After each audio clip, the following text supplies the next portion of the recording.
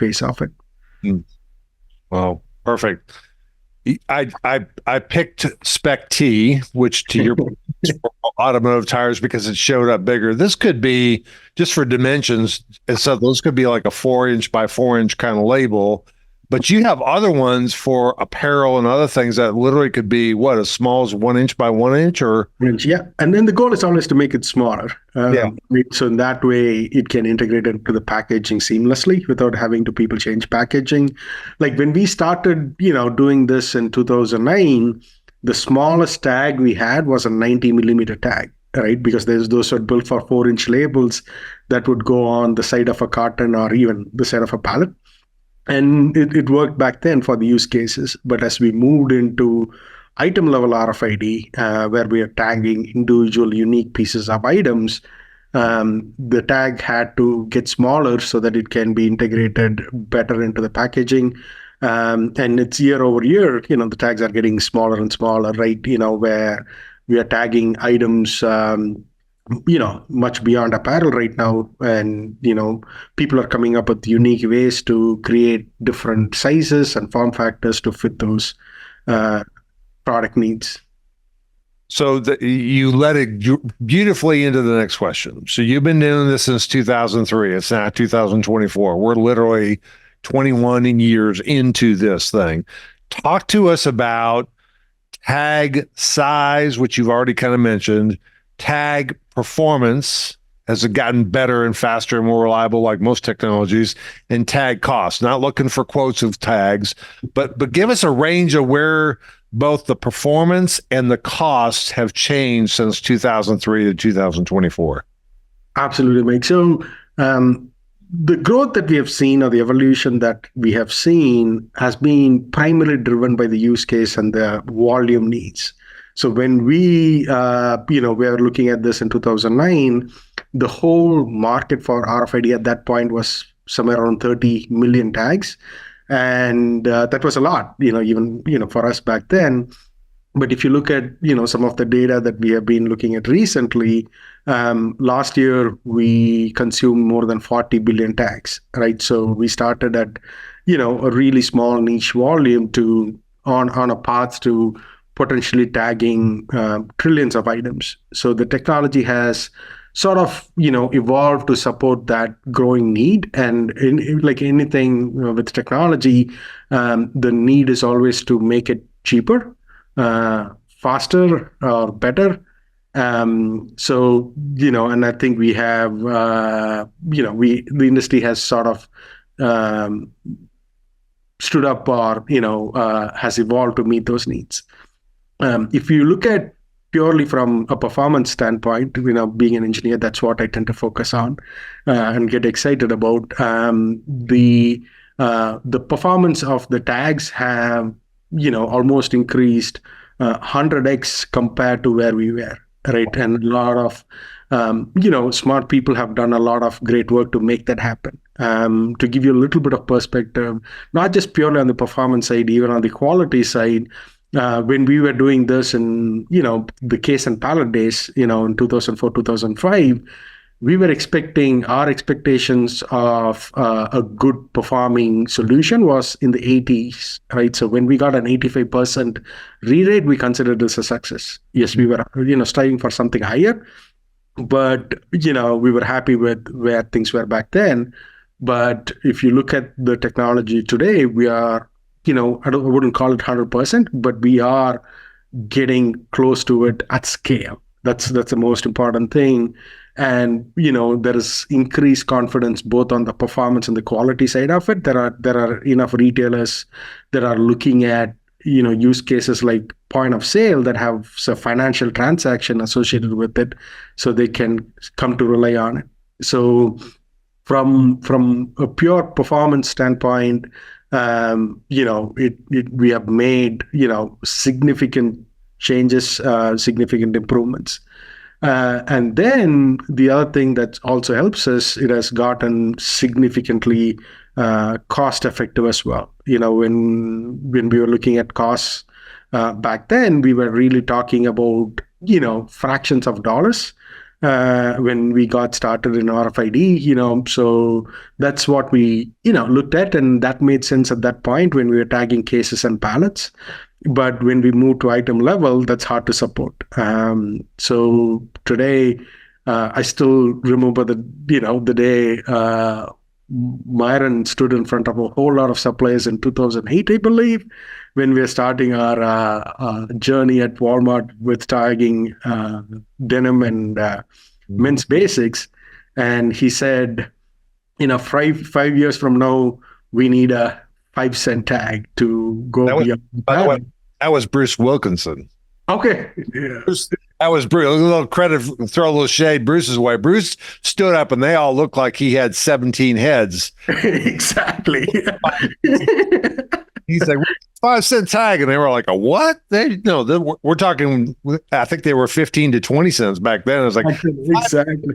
Are you crazy? Yeah, and I remember walking out of the room and every single solution provider in the that was in the room going, "What are these guys thinking? Are they grounded in reality? Do they know what they're asking?" I think Myron followed up and now what Bruce said, 5 cents. That's what we're going to do. We are all, hey, it's 5 cents, boss. That's the new target.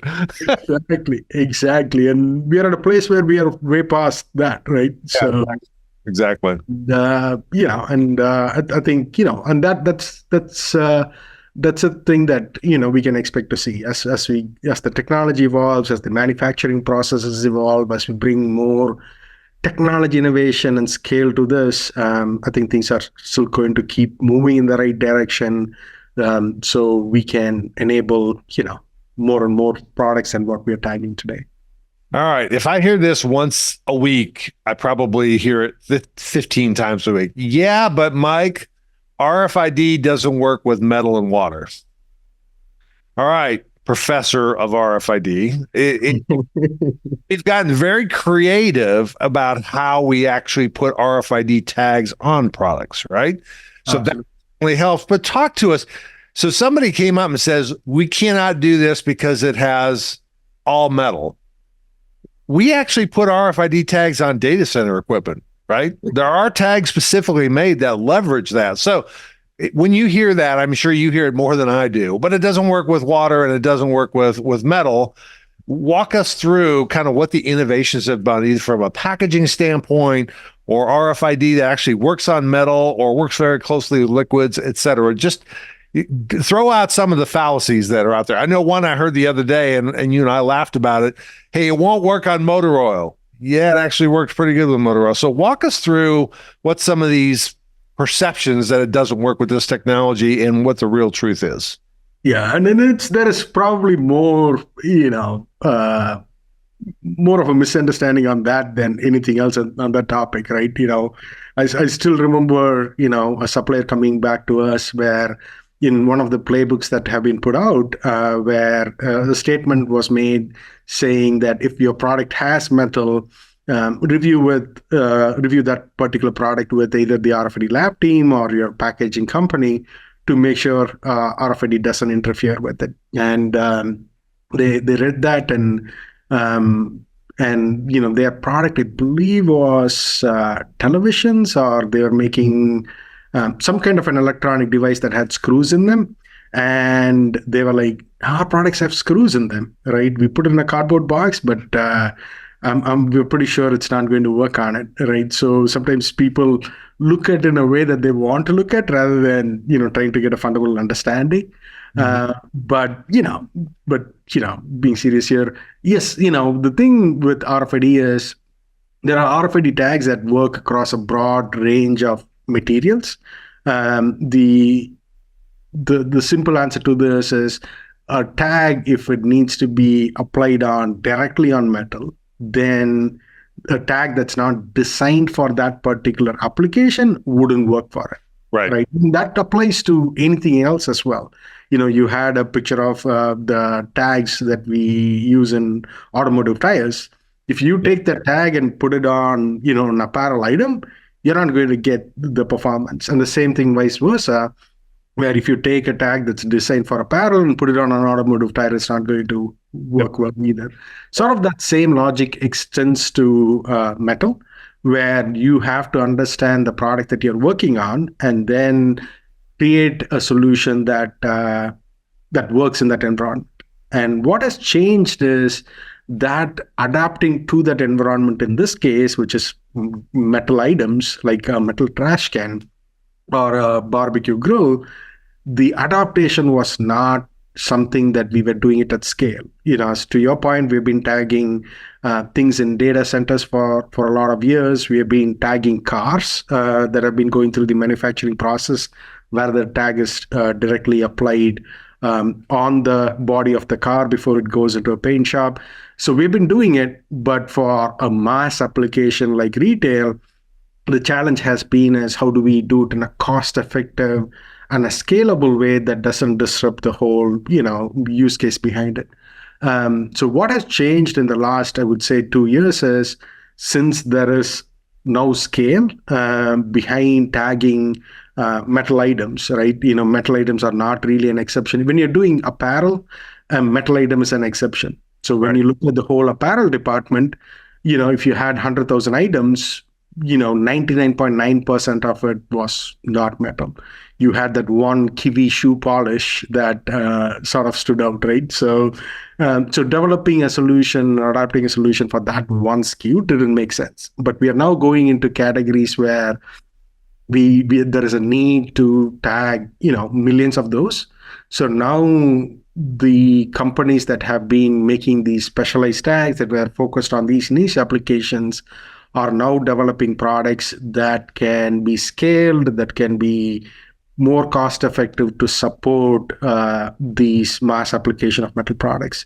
Right. So, and that's what we are seeing today is we are being purposeful about it. And then the other side of the solution is either you create solutions that work for metal, but we have also seen very, very, very creative solutions where people have modified the packaging to offset the tag from metal. And it doesn't really require a huge offset, and in fact, metal helps with RFID if you position it the right way. So people have been, been very creative about how do they adapt their packaging, especially since this is a technology that's here to stay and most of the RFID tagging happens at source. They can do stuff like that. In the early days where they were not really sure whether this RFID thing is, going to be relevant 2 years later, or if they were tagging somewhere else in the supply chain downstream, it was a challenge. But when you get the packaging and the production team involved, who sort of design the product from day one, when they take RFID into account, then they do come up with really, really creative ways to integrate RFID into their product or their packaging where it sort of works seamlessly. Maybe a few examples would be helpful because I think, clearly, and it's been public knowledge, but Walmart has been very, very aggressive about pushing the edge of the envelope to get outside of apparel, both doing apparel as well as pushing other boundaries, as well as people like Home Depot and Lowe's, et cetera. We're talking about stuff that's being tagged now, like golf clubs, like baseball bats, like cans of paint, aerosol paint, insecticide, lawn and garden stuff, liquids. And what's happening is we recognize physics. We're not trying to fight physics, right? We're never going to win against physics, but we learn to come up with creative solutions that allow us to get the tagging done while taking care of physics. I'll give you one example, and you probably have others, but I remember when I was working with one retailer that was interested in doing automotive tires, and they stored their tires in great big containers outside of a store. And we're like, half the team's like, well, that'll never work in there. And you and I were like, no, it's going to work fantastic.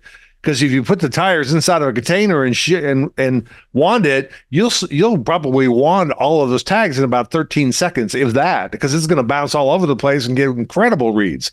But if you try and read through a metal frying pan with a tag on the other side, you're fighting physics, right? So that's really why I like what you guys have done. You've come up with creative ways, working with obviously your customers, to figure out how can we put a tag on this and still work and make financial sense for the business. Is that kind of what you do? You're very creative when it comes to that kind of stuff. Absolutely, Mike. And we take sort of the 90-10 approach, right? As you expand RFID into any new area, right? It can be in retail, it can be in other industries. You can sort of, figure out a solution for 90% of your products pretty easily based on what has been done before. And make that approach and say, if your product or if what you're trying to tag fits within this category, here is a tried and tested approach, go for it, right? It has been done 1,000 times. It works. You don't even need to talk to us. But then there is always going to be that last 10% that doesn't fit a preset category or a preset model or a preset template. And those are the things that we have to essentially work with all the stakeholders, if you will, trying to identify a solution that works both from a technology perspective, but also has the feasibility to manufacture and deliver and scale. So our team, I got to brag on our team of students, where when we have that team, we call that as a product test team. They really do come up with creative solutions, right? And they also sort of keep doing this again and again and again and again, day over day. So something that might not, make sense or might not be relevant for that particular product category or that particular industry vertical, they might have seen something similar in another product category or another industry vertical, and they bring it in. And the same thing that's happening with not just us, but it's also the community as well. So for example, we were talking about aerosol cans, earlier today. So an aerosol can is all metal, right? And you can try to break your head trying to figure out how do we create a metal tag, but not only create a metal tag, but make sure we are applying or, attaching the RFID tag to a, aerosol can that's manufactured in a process where these cans are flying 300 feet per minute in their production process, right? And we don't want to do anything that slows them down. So that's when, what our team and a few of our partners that we work with realized all of these cans have a plastic cap on it, right? And they vary in shape and size. But the thing that really sort of solved the problem was, instead of trying to, again, attach a tag to the cap during the manufacturing process, they identified the manufacturers that make the cap themselves. And those companies were, I would say, much smaller in number compared to the companies that make aerosol products. But working with those plastic cap manufacturers, they were able to figure out ways to integrate RFID when the cap is made. So when the cap is delivered to the aerosol company, it's RFID enabled already. So the most that the product manufacturer had to do was encode the RFID tag rather than try to apply this on their manufacturing process.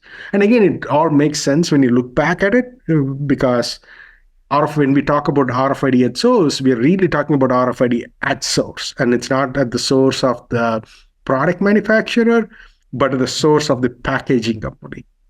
And that's something that we have done in apparel. When apparel got rolled out, the apparel companies are not creating hang tags with RFID. The packaging companies are, right? So when the hang tag comes to the factory that's making the shirt, it already has RFID in it, right?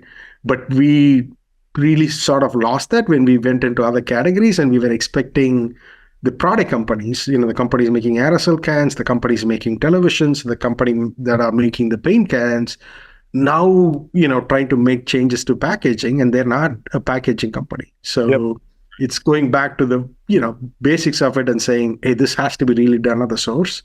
And, sometimes we have to relearn our lessons, but things like that. And it's what makes this exciting, right? You're sort of solving one thing at a time, but once you solve it, you're solving it not just for aerosol cans, but you're solving it for anything with liquids or metal that has a plastic cap in it, right? So, and then it's something that translates not across retailer. You can do that for pharma stuff, and translate across industries as well. So what I'm seeing as well is an integration of this technology across verticals. Obviously, you mentioned healthcare with pharmaceuticals. We mentioned the airlines. We mentioned NASA. We mentioned all kinds of things. The one big one to me is RFID in the food space. And some of that, McDonald's has been very, very, very open about what they're trying to do in terms of putting primarily case level RFID tagging for the tracking of merchandise, et cetera. But I'm working with a couple of retailers that actually want to get down to the item level, specifically, hey, could we do bread? Could we do packaged meat, et cetera? Walk us through the concerns, if any, because I know one thing that there was concern about as well, an RFID tag has metal in it. And if you defrost your bread or your packaged meat that you've frozen, you're going to start a fire. Is that a real concern, or is that not a concern? Yeah, I would say it's something to be aware of. Okay. Right. And take into account when you are making a decision on what to tag and who you're tagging. Okay. An RFID tag is, as we talked about, has two components, right? It has a piece of metal, it has a chip in it. Yep. And you put a piece of metal into your microwave, the typical thing that happens is, sparks fly. And that's just physics. But with the typical RFID tag on a typical product, that risk is minimized a whole lot, because what typically happens is you're not just sticking an RFID tag by itself into the microwave, you're putting it along with other products. Yeah. So there are, enough things with moisture in it where once you stick it into a microwave, all of the microwave energy actually goes to the food product rather than the RFID tag. So I wouldn't, address this as like something that I would, stop doing. But, you make sure that the tags, and there has been tags that are developed in the market where if someone even decides to put, something that like a container or something that doesn't have the product anymore, but wants to stick it directly into the microwave, there has been now tags that are developed that would withstand it. And then there are other ways to do it, right? There are other companies that have been expanding in home, where we are, selling Tupperware with plastic labels on them, with RFID labels on them, that when people put Tupperware inside the microwave and heat things up, and not all of them remove the label. So one of the things that we have started doing is printing the word "please remove" before microwave, just as a safety thing. Consumers come up with creative ways to. I was talking to. This is totally off tangent, but I was talking to a company that makes fishing lures the other day, and they were going through a whole package redesigning process, and they were talking to us about, hey, how they can potentially change some of the RFID stuff since they're going through packaging redesign. And I was talking to them about, hey, what drove the packaging redesign process. And their answer was, there's marketing involved, but the one thing that they were trying to highlight was they have "do not eat" in really small letters. And they were getting enough calls from consumers who would call them and say, this fish bait doesn't taste well. This fish bait tastes spoiled, So that became a huge volume, and I'm not joking. Wow. And the whole redesign process was to make sure that we make those letters bigger so people don't eat. More importantly, don't eat and complain about how it doesn't taste good, right? So there are things that we have to do to make sure that, hey, we are covering, all our bases, but both from a practical standpoint and even from a solution standpoint, that I wouldn't consider it as a significant challenge. Good.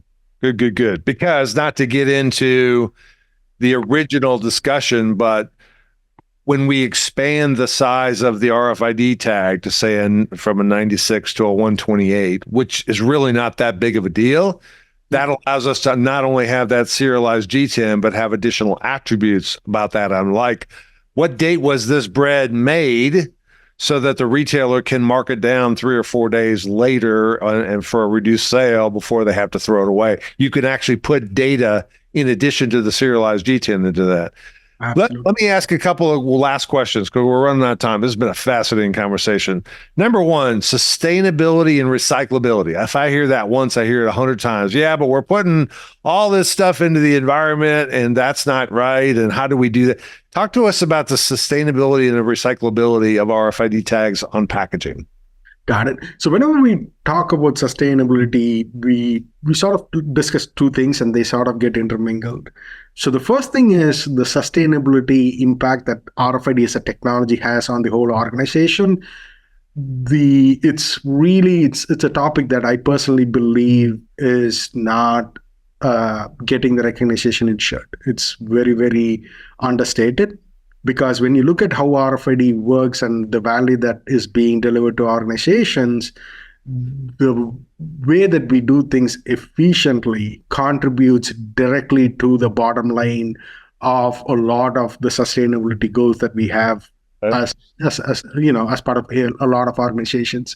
Right? There was a study that was done by a major retailer in UK who basically looked at the effect of RFID on the products that they carry, and they estimated that they had to ship 200 less containers across their supply chain to sell, or in fact actually sell more than what they did last year. Right. So that stuff, I think somebody said last week the most efficient most sustainable container that we can ship across the ocean is the one that we don't ship, right? So, so we reduce the amount of waste in, not only in the shipping logistics of it, but the things that we throw away because we didn't know that we had that product and we don't have a customer that's waiting for it. So I think from that perspective, I think there still needs to be a lot of research that's done to quantify it. The people that work in the industry sort of know and understand the inventory reduction that we have and the value that it brings to the industry. But then taking an even more narrow view and looking at RFID as part of the packaging, right? And what impact does it have on recycling specifically? If you look at, there are essentially two types of, packaging. One is paper packaging and one is plastic. I'm sure folks in sustainability are going to kill me for generalizing it at a high level. But from a sustainability perspective, when it comes to recycling on paper products, there has been multiple research studies that have been done across the globe that basically shows the impact that small chip and the little bit of antenna that we have doesn't fundamentally impact the recycling of paper packaging. So just by pure significance of the amount of materials that we have. And that has been a clear-cut case. There was even a lot of work that was done to remove the plastic substrate that is typically part of the antenna.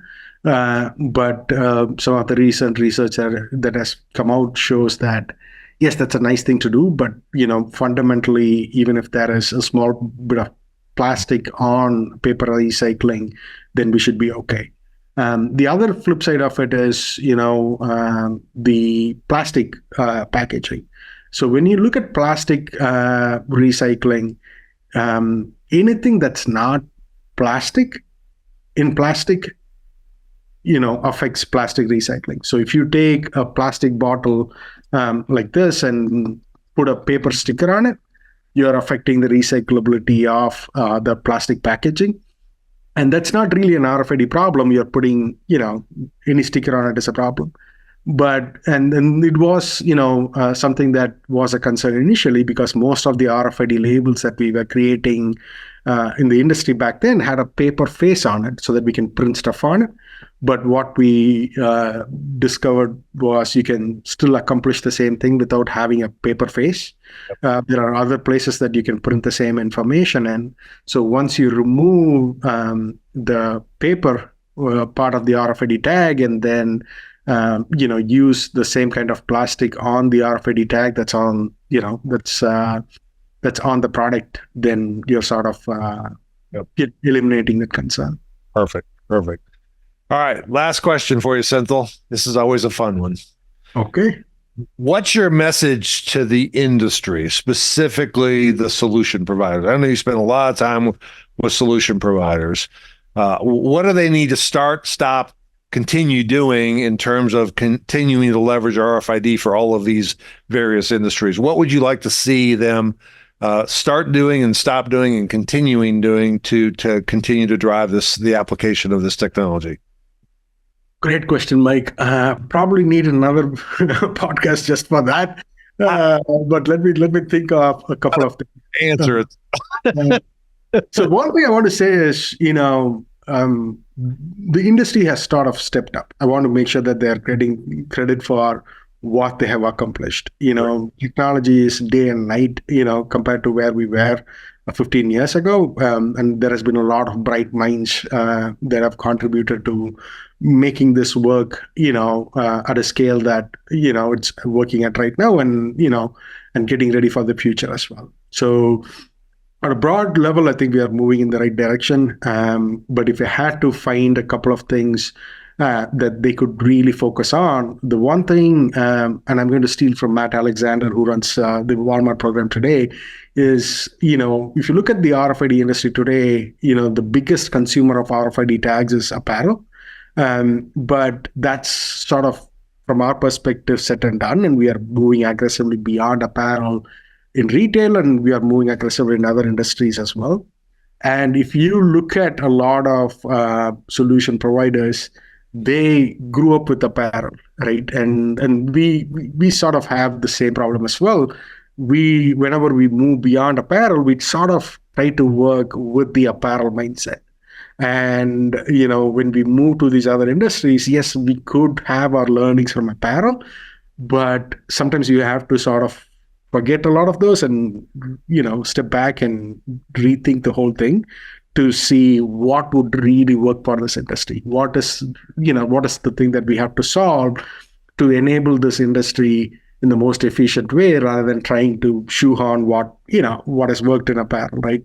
And that's hard to do because you have a day job where you are still focusing on apparel, but you're also supporting growth.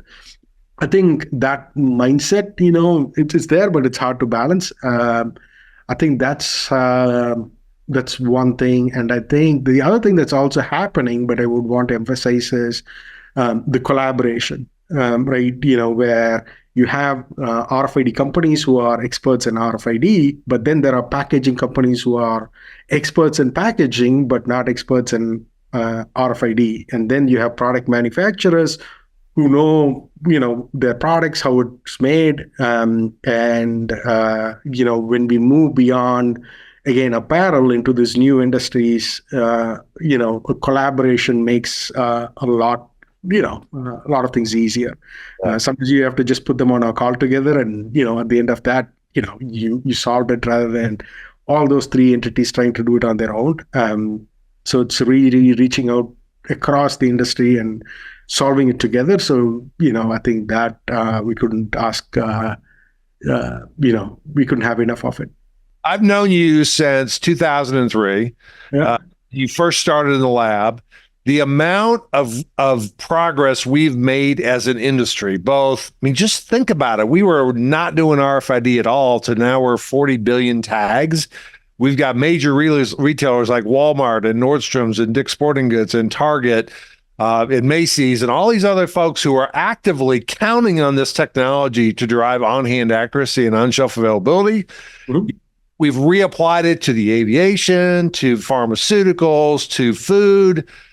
And frankly, without the backbone of delivering technology, whether it's a tag and a reader, and working with solution providers and tag manufacturers and packaging providers and customers, et cetera, we wouldn't be where we are. And I give you a lot of credit for that. Yeah, you will not be humble enough, or you will be way too humble to take any credit for it. But I got to tell you, I happen to know that there are very many days where you just get beat up day after day after day by different solution providers. Why didn't this pass? It should have passed, et cetera. But frankly, you're drawing a line in the sand that says if it doesn't pass the requirements for performance, it will get out into the marketplace, it will fail, and then we'll have people saying RFID failed, and you refuse to let that happen. So I want to thank you on behalf of the industry, because we would not be where we are without your tremendous leadership, your collaboration, and frankly, your tenacity to look for solutions that are really outside the box. So thank you for all you do. We'll probably get back on another podcast and talk about more stuff, but just the foundation of how tags work and what the evolution has been and all the stuff behind it, I think is going to be really helpful for our audience. So thank you very much. Thank you, Mike. And and I must say this, right? Sometimes my name gets used more than it should, mostly on the credit side. But all we do is sort of like facilitate it, right? You have end users that have the vision and are driving the industry, and and are really looking for our help to get there, right? And then you've got all these technology providers who are coming up with innovative solutions year over year, surprising us.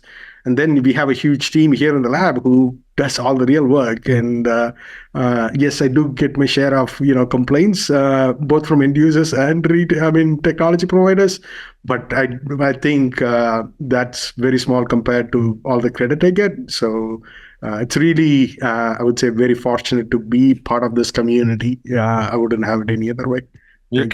You're kind of guy. You're like the Wizard of Oz. You're the guy about turning all the levers and the smoke's coming out, et cetera. But you're back there driving the bus. So you're too humble to just say thank you. You want to give credit for everybody else. But Senthil, I really do appreciate it. I appreciate your friendship. I appreciate our collaboration over the years. And keep doing what you're doing, man, because it feels like we're just getting started in other business and other categories, and it's really fun. And we thank you as an industry for all your hard work. Thanks, Mike. Looking forward to the next 20. Okay, take care. Take care. Bye. Bye-bye.